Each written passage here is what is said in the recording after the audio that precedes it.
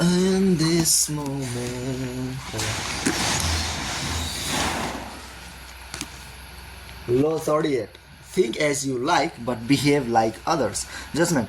If you make a show of going against the times, flaunting your unconventional ideas and unorthodox ways, people will think that you only want attention and that you look down upon them. They will find a way to punish you for making them feel inferior. It's far safer to blend in and nurture the common touch. Share your originality only with tolerant friends and those who are sure to appreciate your uniqueness. Transgression of the law. Around the year 478 BC, the city of Sparta sent an expedition to Persia led by the young Spartan nobleman Pausanias.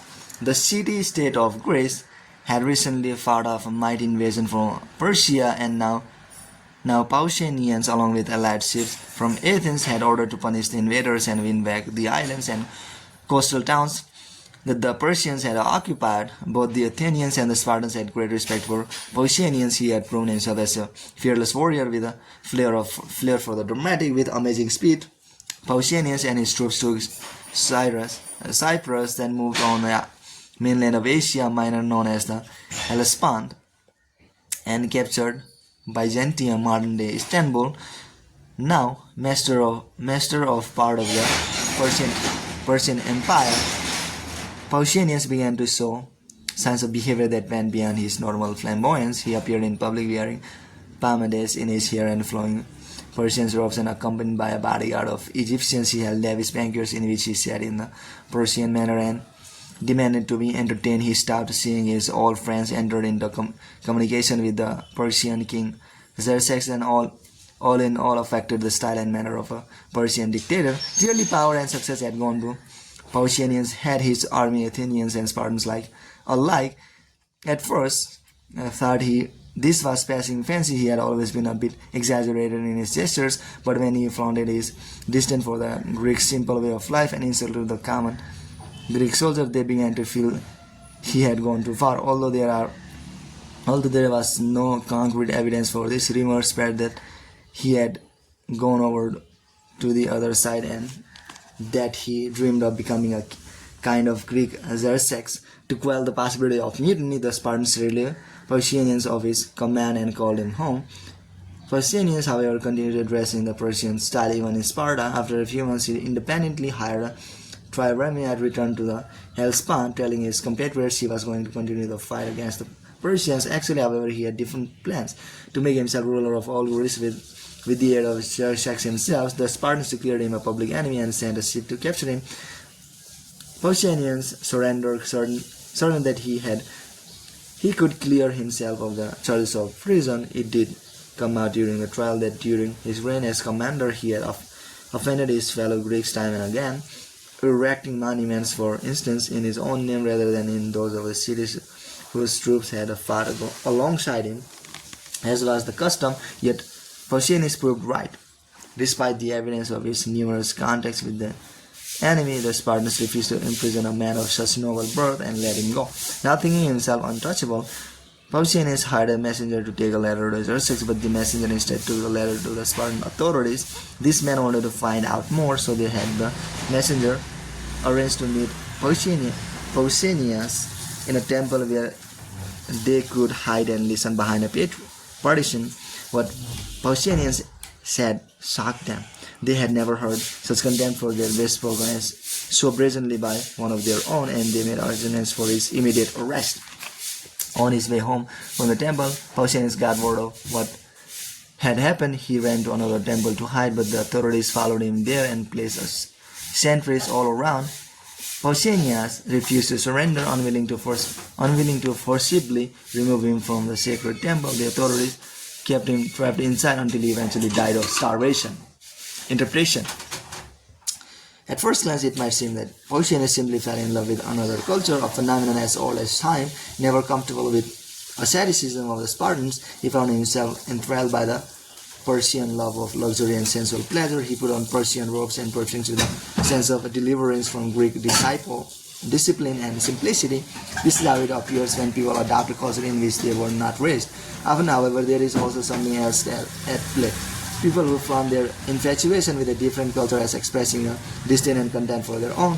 They are using the outward appearance of the exotic to separate themselves from the common folk who unquestionably follow the local custom and laws and to express their sense of superiority. Otherwise, they would act with more dignity, showing respect for those who do not share their desires. Indeed, their need to show their difference so dramatically often makes them disliked by the people whose beliefs they challenge indirectly and subtly, perhaps more, but offensively nonetheless. As Thucydides wrote of Pausanias, by his contempt for the laws and his limitation of foreign ways, he had made himself very widely suspected of being unwilling to abide by normal standards. Cultures have norms that reflect centuries to shared beliefs and ideals. Do not expect to scoff at such things with impunity. You will be punished somehow, even if just through isolation or position of real powerlessness. Many of us, like Pausanias, feel the siren call of the exotic, the foreign measures, and moderate this desire. Flaunting your pleasure in alien ways of thinking and acting will reveal a different motive to demonstrate your superiority over your fellows. Observance of the law. During the late 16th century, a violent reaction against the Protestant Reformation erupted in Italy. The Counter-Reformation, as it was called, included its own version of the Inquisition to root out all deviations from the Catholic Church. Among its victims was the scientist Galileo, but an important thinker who suffered even greater persecution was the Dominican monk and philosopher Tommaso Campanella. A follower of the materialist doctrine of the Roman philosopher Epicurus, Campanella did not believe in miracles or in heaven and hell. The church had promoted such superstitions, he wrote, to control the common folk by keeping them in fear. Such ideas verged on atheism, and Campanella expressed them incautiously. In 1593, the Inquisition threw him into prison for his radical beliefs. 6 years later, as a form of partial release, he was confined to a monastery in Naples. Southern Italy was controlled by Spain at the time, and in Naples, Campanella became involved in a plot to fight and throw out these invaders. His hope was to establish an independent republic based on his own ideas of utopia. The leaders of Italian Inquisition, working with their Spanish counterparts, had him imprisoned again. This time, they also tortured him to discover the true nature of his impious beliefs. He was subjected to the infamous La Veglia, a torture in which he was suspended by his shirt with spikes. The passer was impossible to sustain, and in time the victim would end up sitting on the spikes, which would tear his flesh at the slightest contact. During these years, however, Campanella learned something about power. Facing the prospect of execution for heresy, he changed his strategy. He would not renounce his beliefs, yet he knew he had to disguise their outward appearance to save his life. Campanella, for a feigned madness, he let his inquisitors imagine that his beliefs stemmed from an uncontrollable unsoundness of mind. For a while, the tortures continued to see if his insanity was fake.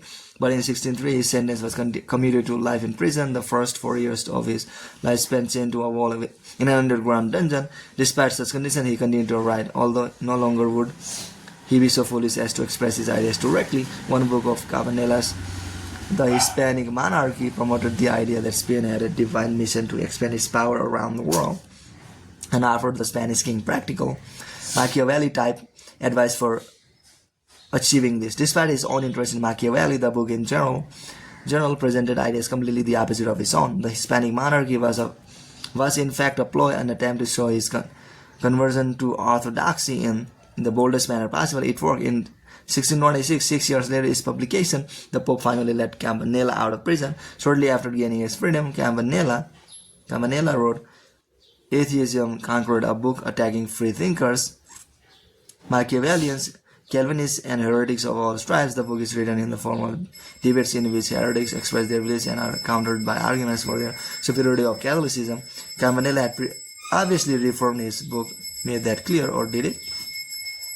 The arguments in the mouths of the heretics had never before seen expressed with such verve and freshness, pretending to present their side only to knock it down. Campanella actually summarized the case against Catholicism with striking passion when he argued the other side, supposedly his side. On the other side, he resorted to stale cliches and convoluted rationales, brief and eloquent. The heretics' arguments seemed bold and sincere. The lengthy arguments for Catholicism seemed tiresome and unconvincing. Catholics who read the book found it disturbing and ambiguous, but they could not claim it was heretical or that Campanella should be returned to prison.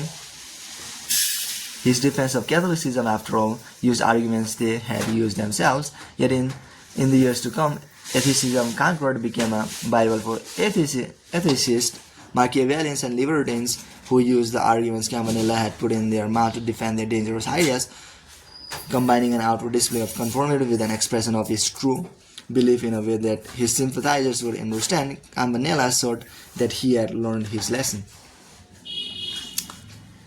Interpretation. In the face of awesome persecution, Campanella devised three strategic moves that saved his hide.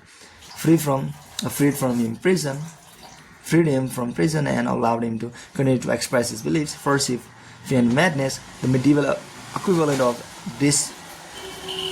disavowing responsibility for one's actions, like blaming one's parents today.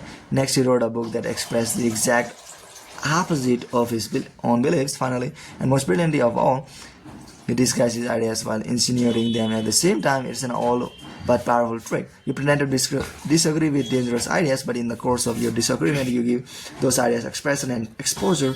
You seem to conform to the prevailing orthodoxy, but those who know will understand the irony involved. You are protected.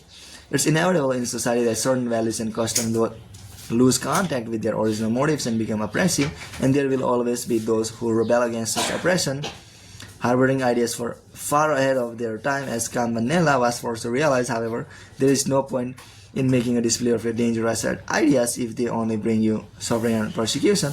Martyrdom serves no purpose. Better to live on in an oppressive world, even to thrive in it. Meanwhile, find a way to express your ideas thoroughly for those who understand you. Laying your pearls before swine will only bring you trouble.